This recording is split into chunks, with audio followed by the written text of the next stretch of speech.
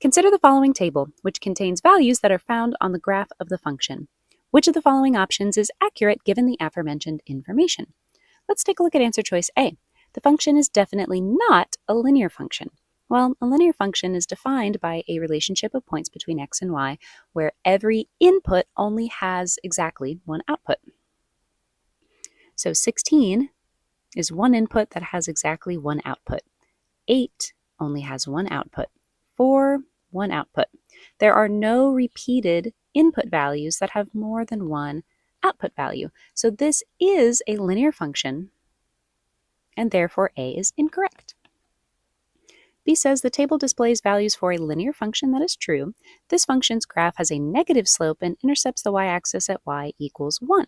Well, we can see the y-intercept is where x is equal to 0, and that is at y equals 1. So that part is true, but we don't know if this graph has a negative slope or not. So let's grab 2 points. We can grab these two, 2, 2 and 0, 1. So for our y2 and x2, I will pick the first coordinates. So we will have 2 over 2 minus our second pair of coordinates as our y1 and x1. So we'll have -1 and -0.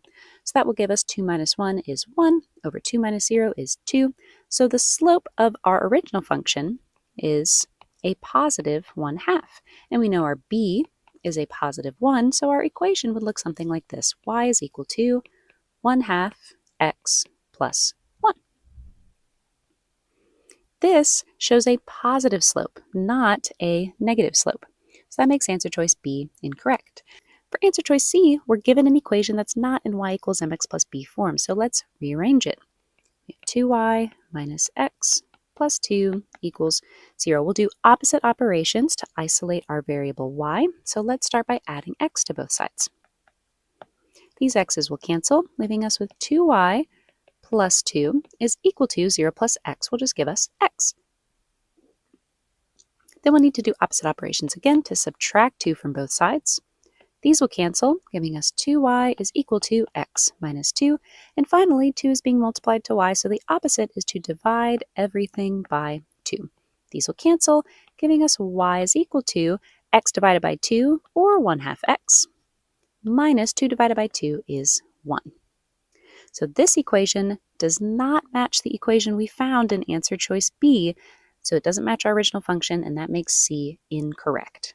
So by process of elimination, answer choice D is our correct answer, but for the sake of the video, I'll show you exactly why D is correct. For answer choice D, unfortunately, we can't plug in or graph these points to check if they are correct. We can really only plot one point. Based on the quadrant they have given us, we can only plot this point here, and that's not enough to know if answer choice D is correct. So what we need to do is pick 2 points on this graph and make an equation based off of it to see if it matches our original equation. So let's pick -2, 0, and we can do -4, -1. Put that into y2 minus y1 over x2 minus x1 to find our slope. Let's use our second set of coordinate points for our y2 and x2. So we will have -1 over -4, and then we will subtract our first coordinate point, our y1 and our x1. So we will have 0, and then we will have -2. Subtracting a negative is the same as adding a positive. So now -1 minus 0 will just give us -1, and -4 plus 2 will give us -2. A negative divided by a negative will just give us a positive. So altogether, we have a slope of positive 1 over 2. Now that we have our slope, I'm going to make some more room, and then we will use point slope form to figure out the equation for this graph. So for point slope, we're going to need to use y minus y1 is equal to m times x minus x1. And we'll go ahead and pick this point right here, -2, 0. So we'll plug in 0 for our y1, so we'll have y minus 0 is equal to m, which is our slope, 1/2, times x minus our x1, which is a -2. Minus a negative is the same as adding a positive. So here we will need to distribute 1/2 times x, which will give us 1/2 x, and 1/2 times a positive 2, which will give us a positive 1. And that is equal to y minus 0, which is just y. So now we have our equation and we can see that it perfectly matches the equation of our first function, making answer choice D our correct answer.